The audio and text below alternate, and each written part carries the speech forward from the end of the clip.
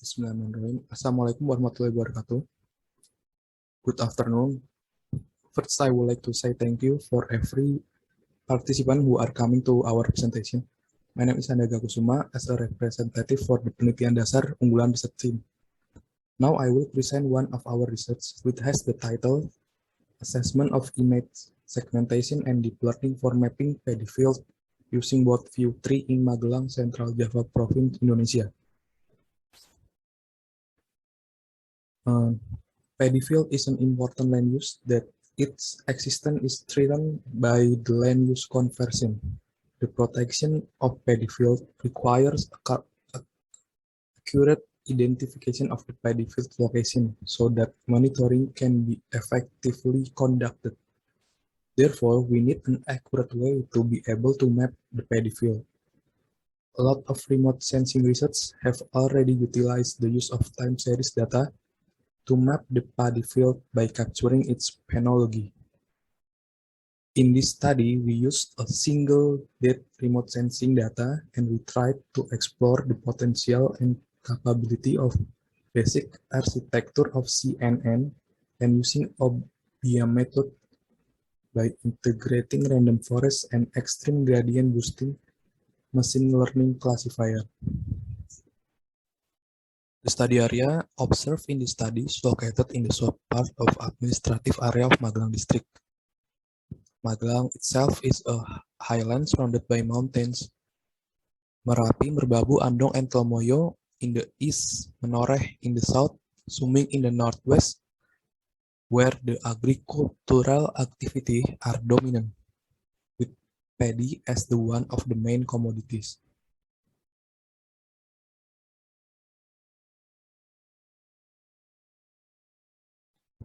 This is a methodology flowchart we use in this research. Left is for OBIA and right is for CNN. In this study, we used a single date world view 3 taken on 19th May 2018. We used 16 bands consisted of visible, near, and edge SWIR bands. First, we resample the spatial resolution of visible and near to the spatial resolution of SWIR, which is 3.7 meter using raster library in RStudio. For OBIA method, the unit analysis used is not on the pixel, but segment. So segmentation is a crucial and important part for the study. In this study, we use mean shift algorithm to segmentize the raster image. We use trial and error methods and visual observation to determine the best parameter for the segmentation. In this figure, we could see the example of the segmented region in paddy field, forest, and residential area, where we could see the paddy field as a target of the study could be segmented and separated pretty good.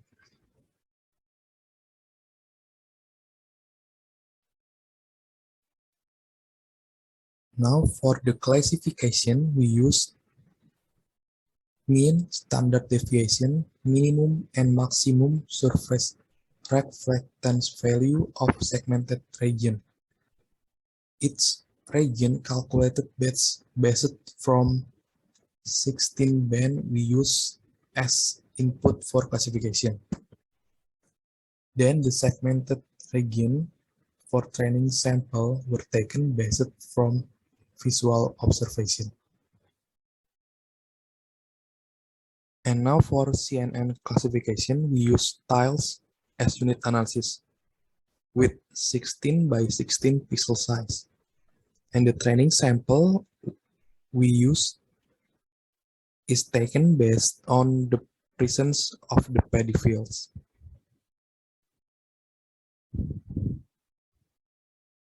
Now to the result and discussion parts. From this figure, these are the results of the OBIA classification. After reclassified, left is the result from random forest classifier, and right is the result from extreme gradient boosting classifier.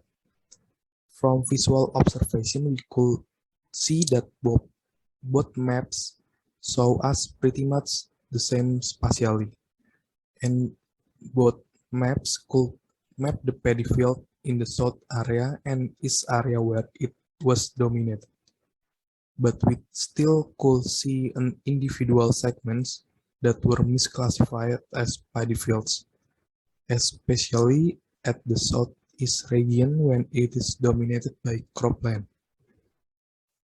And now for the CNN result, figure above show us the result of the classification using CNN. The left figure is probability value of the presence of paddy field land cover on the tiles. Less probability value of a tile means that there is bigger chance that there is no paddy field on the tiles, and vice versa.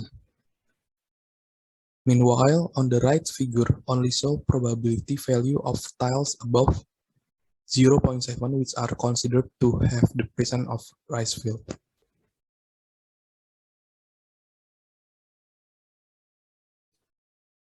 And now for the validation result. As we could see from the table above, producer accuracy reached the best for Obaya using an forest classifier with 88.1%, followed by Obaya using XGB for 85.7% and CNN for 49.5%.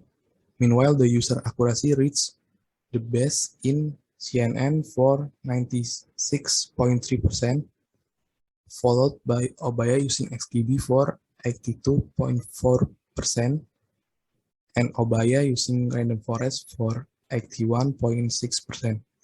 And the best overall accuracy is obtained by Obaya using Random Forest classifier with 92%, followed by Obaya using XGB, which is 91.8%, and last is obtained by CNN with 82.9%.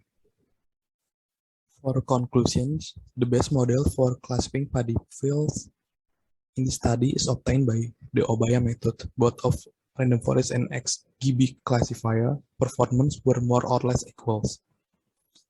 For further research, the Obaya method could be improved by implementing other variables for training, for example, geometry feature, or maybe terrain texture feature, such as gray level of co-occurrence matrix, or topographic feature by integrating DEM or radar satellite. Meanwhile, for the result of CNN is not too good compared to other classification methods. This is due to the lack of data or tile used as training input. Based on literature review, CNN method need excessive amount of data for training that can be solved by using augmentation or data manipulation. For example, rotation, flipping, spatial extent change, or resolution change that need to be applied to the sample. So in future research, data augmentation could be used to produce larger amount of data to improve the accuracy of the CNN method. In addition, we also could apply UNet to extract the shape of line cover so the result won't appear as probability value on tiles. I apologize if there were mistakes. Thank you for your time and attention.